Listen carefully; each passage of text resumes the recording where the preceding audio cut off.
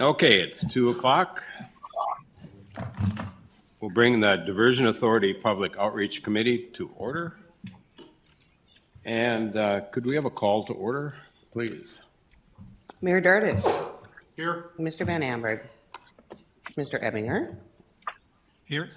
Mr. Gust. Here. Mrs. Grimberg. Mr. Capitan. Here. Mr. Campbell. Here. Mr. Olson. Here. Mr. Seljevold. Here. Mr. Strand. Here. Quorum is present. All right, thank you. Next item is approval of the minutes from January 26, 2021. I move approval. Second. And is that the last time we had a meeting? Shouldn't it be 2022? Right? Okay. So it would be January 26, 2022. And we had a motion. John, is there a second? Here. Okay. Motion and a second. All those in favor say aye. Aye. Aye. Aye. Opposed, same sign. Motion carried. Item 3 is the approval of the order of agenda. Is there any reason to move our agenda around? Any reason? If not, I would look for a motion. So move. Second. Okay, we have a motion and a second. Any other discussion? Jake seconds. Okay, thank you. Any other discussion? Call the roll, please. Mayor Dardis. Yes. Mr. Ebinger. Aye. Mr. Gust. Yes. Mr. Capitan.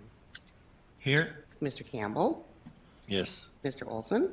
Yes. Mr. Seljevold. Aye. Mr. Strand. Did you Motion. say Strand?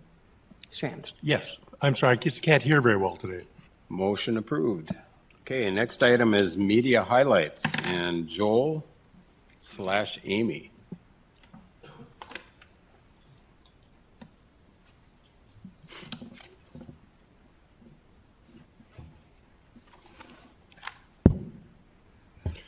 Thank you, Mr. Chair, and members of the Public Outreach Committee. I have a short presentation here. Amy couldn't join us. She's traveling at the moment. Apologize for that, so I'll attempt to kind of fill in. We had a pretty active month last month as far as media coverage of the project. And here I'll go through a couple of these just so the whole board is aware. We had an editorial article in the Forum about the Infrastructure and Jobs Act funding.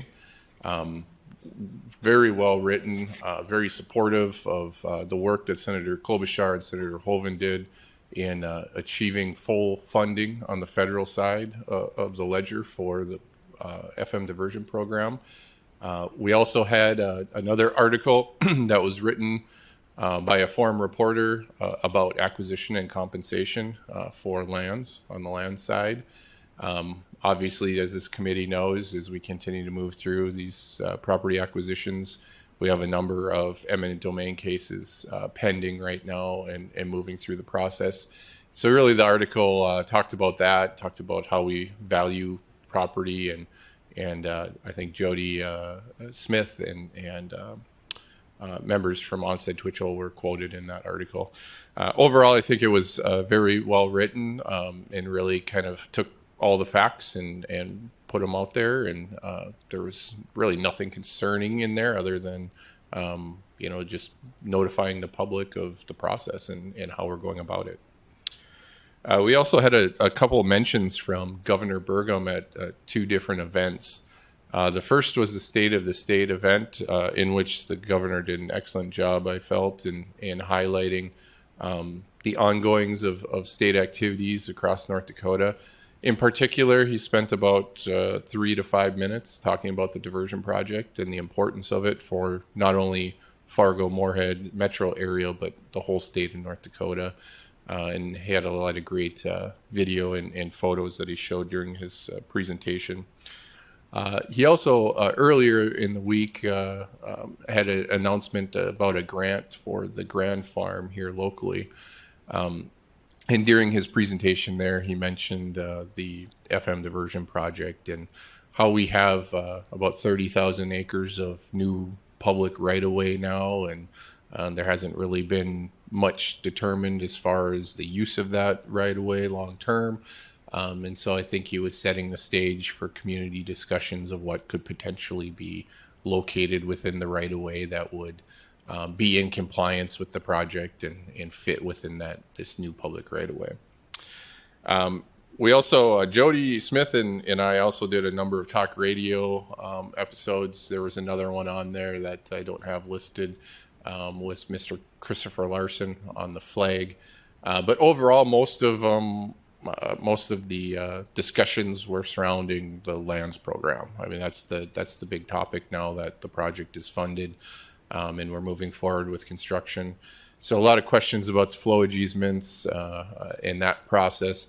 I think it was actually pretty advantageous for Jody and I to be engaging with talk radio on the issue, since we are anticipating sending out the flow easement letters here within the next few weeks.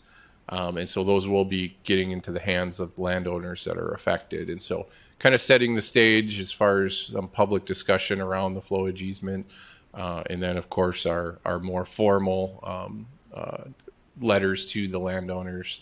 And then we are planning on having a series of open public houses in the next few weeks as well to engage with the landowners, both on the North Dakota and the Minnesota side, about the process for the flow easements, how they were calculated, how they were valued. And so we're really putting a lot of effort into engaging.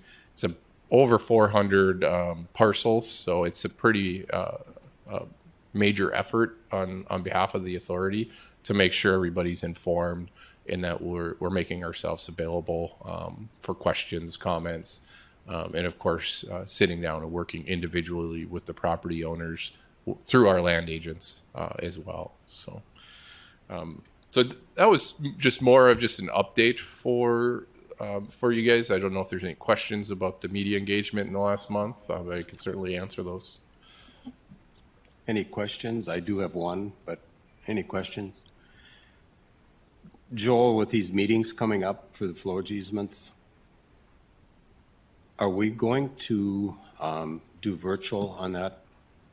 Is there a way to do that for absentee landowners and also landowners that go south, so that they can hear directly and then maybe not have to listen to their renters? Is there a way that we can do that, or isn't there? Mr. Olson, I think we can certainly do that, and I think that's a great idea. We will be having a presentation at each one of those open houses talking about the whole flow easement process, how it was evaluated. And then, of course, there'll be breakouts and stuff for landowners to be able to have more personal discussions with staff from the authority and our consultants. So I think we could certainly make the presentation available virtually for those folks that are not able to attend but still wish to engage with the authority. I don't think that would be a difficult thing for us. Great. Yeah. Any other questions? All right. I'll move on into, I'll let you progress the agenda, Mr. Chair. No, Sorry. that's fine. You've got the floor, so go ahead. Current and upcoming communication efforts. All right. So as we look into next month in March, we already have a number of things scheduled that would be classified as public outreach. We were invited to speak with the Cass County engineer at the North Dakota Transportation Conference.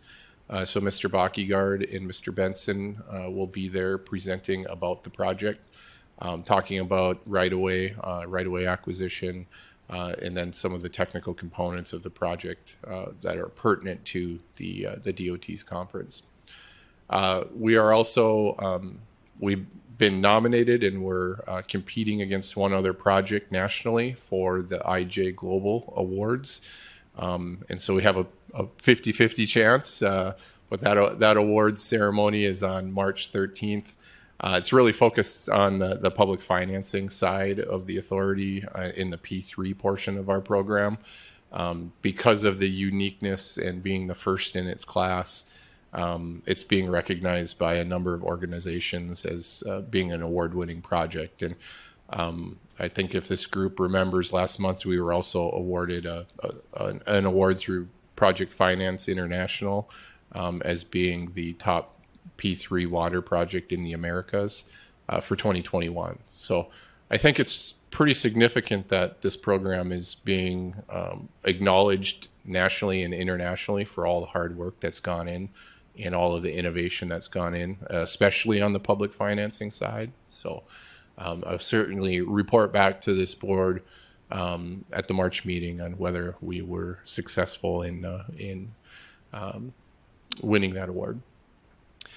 We also have been receiving a number of invitations from NDSU to do presentations for classes.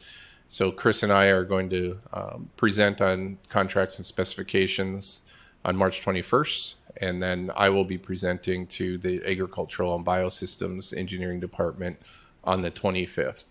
And that second presentation is going to be more focused on our mitigation programs.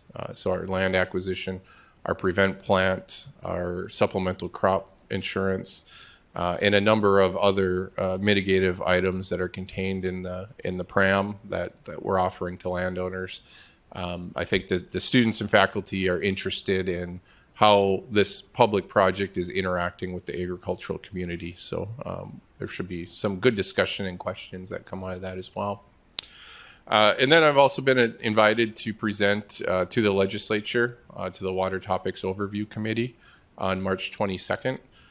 So I plan to give a general project update as well as some discussion about the financing. I've been particularly asked to talk about the federal award, the bid award, and how our sales tax at the local level is coming in to ultimately fund the whole program. But it's going to be nice to be able to stand up there and let the legislature know that we have a fully funded program and everything's been allocated and secured. So, and then there is a P3 Water Summit that will be occurring. This is a summit of all the P3 water projects across the nation. And so the Red River Valley Alliance, the Corps of Engineers, and the Authority have been asked to speak at that and give a presentation about the program. Of course, our project is the only P3 project under construction related to flood control. And so there is a lot of interest nationally about how we got to this point. And so the Corps would like to engage with the market to kind of drum up support for future core P3 projects. And then, of course, learn lessons learned and best management practices that we've been able to compile as it relates to our program as well. So along with this, if Amy were to be here, she would express a number. Oh, here's some additional ones. I'm sorry. So Amy did put this together for me, so I'm kind of filling in for her. But these are a number of other communication efforts that Amy and I have been working on for next month. We have 2 videos that are coming out. One is a discussion about the project financing side to provide some clarity there. And another one is a brief construction update video. So it's about 2 minutes long, and it just shows a synopsis of where we're at with certain elements and as we're moving into construction, heavy construction in 2022.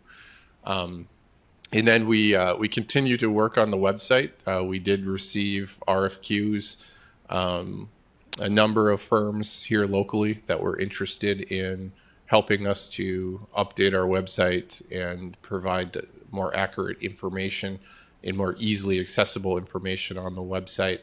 And so we have chosen to go with Flint Group. They did provide the best value and the best approach to updating our website.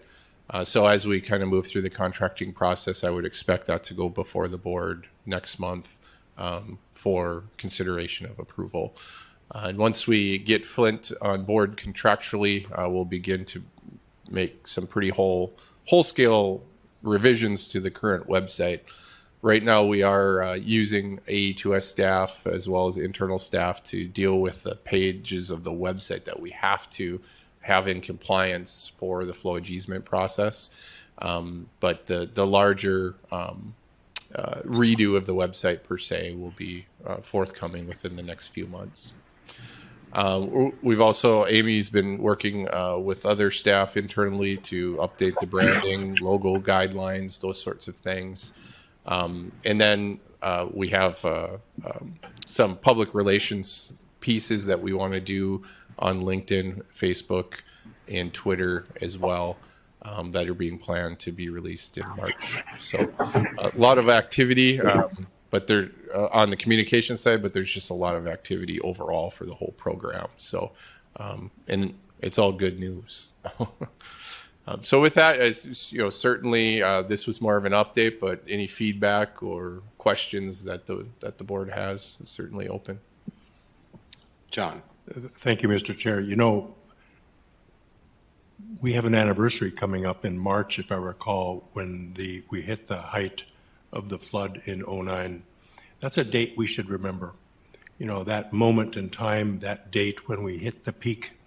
And you know, we should just keep our eyes on that, keep reminding the community that's a day of remembrance and a day of an action that led to where we're at now.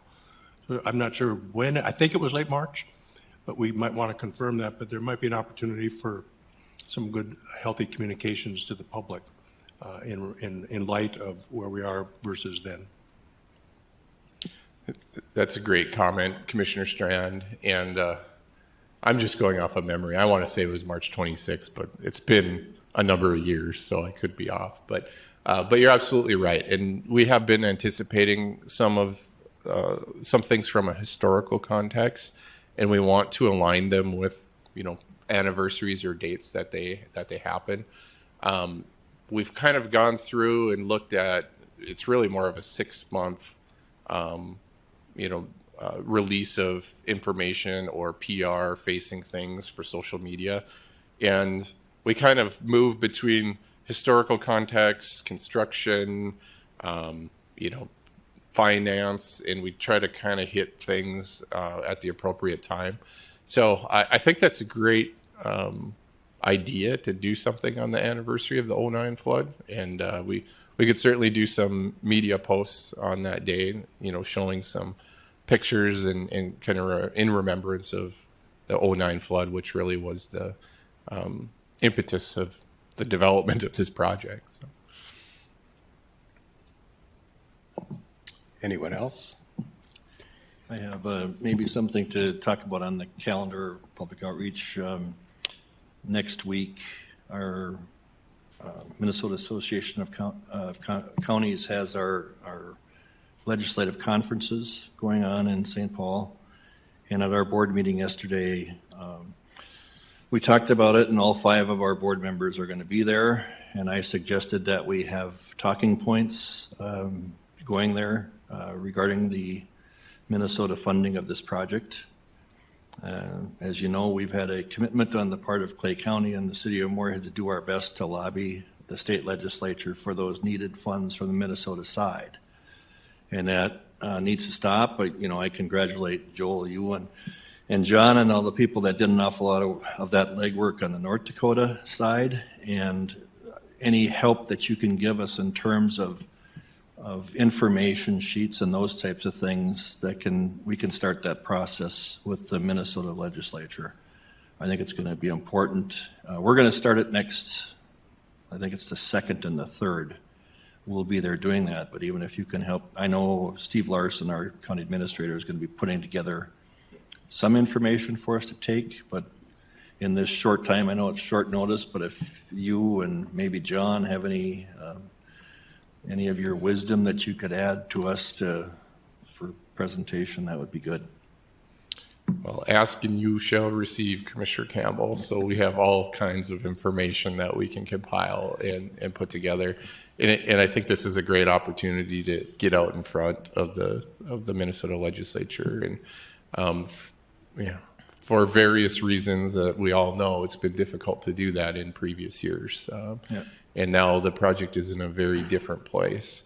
And it is time to start engaging the Minnesota legislature about the value and the benefits of this program to the state of Minnesota, and the Clay County and the city of Moorhead, and what that all means. And so I think we can put together some great content for you and some talking points. It might be nice to kind of sit down with a few key commissioners too, and just maybe coordinate some, different ways to interact or engage with the legislature when you're down there. Well, I think that would be good, and I think we should add Mayor Carlson to that as well, Yeah. from the city, and our other council members from Moorhead that are on this board could probably be helpful in that regard as well. But Yeah, I think now is an excellent time for us to be going there. Now that all of the legal stuff is over, the fact that there is an incredible surplus in the state of Minnesota, that little bit that we might be asking for might be easier for them to deal with at this point in time. And of course, the people new to this, anything that comes out of Minnesota bonding, those things have to be tied to work done in Minnesota. Obviously, we have the tieback levies and that type of thing. And I can't remember, John Shockley, I don't want to put you on the spot if you're listening, but I believe the Red River control structure could be considered a Minnesota piece for the construction. Or that's all done by the Corps anyway, I guess, so.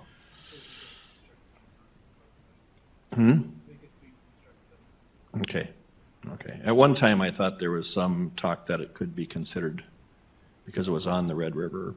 I think if it would have fallen on the I don't want to say original channel, where the state line is, you could consider it a Minnesota and North Dakota project. The decision where to construct it maybe came a little bit after that discussion, Commissioner Campbell. I think you're right, yeah. Yeah, because it is being built on North Dakota soil.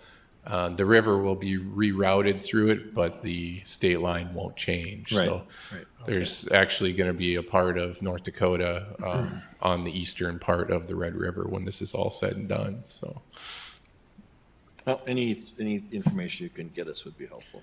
yeah, absolutely. And I do know just from conversations with Mayor Carlson that I think the FM diversion project and flood control within the city of Moorhead is their primary legislative priority this year as well. So we should certainly coordinate between the county and the city and the authority prior to the conference, I think, and probably beyond that. What is going to be our long-term strategy leading up to the legislative session, and who do we need to talk to? Well, they do have an additional item that's important to them right now too, and that's a potential local option sales tax that goes through the legislature, but I think that goes through a local vote first, I think. But November. Yep. Well, I just thought we were talking about things coming up, and that's what we got going on. So. I think on the screen just before this, it was mentioned about the ag impacts and what the diversion is doing. And we've been working on these for a long time. I think I look back, and I think it was 2015, I think I requested a letter from RMA on the insurance part and what the impact of this project would be. Maybe it was even earlier, but anyway, we've been working on this and have worked with Watson Associates, a great company that actually implements different things, different options into the multi-peril insurance. And so we've been working with them to arrive at what can we do to make sure that farmers are covered if we impact them, because the federal program goes away if we flood the land with our project. So we feel we have a good program, but we wanted to truth it, and we wanted to bring some farmers, local farmers that are within the area. And so we brought them in the end of last year, I think it was in November, and just sat down with Watson Associates, Mr. Offerdahl, and he explained the program. He explained what we want to do to protect them. And I was not able to be at the meeting, but I understand, Eric, that it was very well received. And there was questions, yes. And there's things that we'll go back and see if, if we can tweak the program maybe to answer some of those questions. But I thought it was very good. It was a great outreach to our farmers out there that are going to be impacted by this project. So, Eric, would there be anything else that you'd want to say on that or not?